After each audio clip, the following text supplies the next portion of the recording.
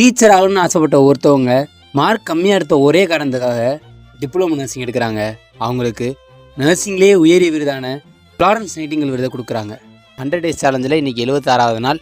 இப்படி தான் நம்ம லைஃப்லேயுமே சில விஷயங்கள் அன்ஃபேவரபுளாக நம்மளுக்கு நடக்கிற மாட்டிக்கே இருக்கும். நம்மளுக்கு பிடிச்சது கிடைக்காம இருக்கும். அதனால் கிடைச்சது எடுத்துப்போம்.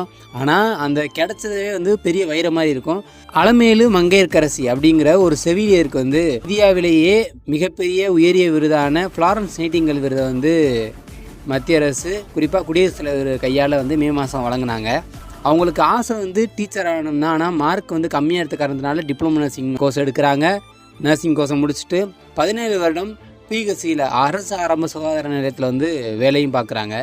அந்த குறிப்பிட்ட காலகட்டத்தில் பல உயிர்களை காப்பாற்றுறதுக்கும் மலைவாழ் மக்களுக்கு இவங்களோட சேவை மிகப்பெரியதாக இருந்திருக்கு. அதை பாராட்டுற விதமாக நம்ம நாட்டிலேயே செவிலியர் விருதான ஃப்ளாரன்ஸ் நைட்டிங்கேல் விருதை அவங்களுக்கு கொடுத்துருக்காங்க.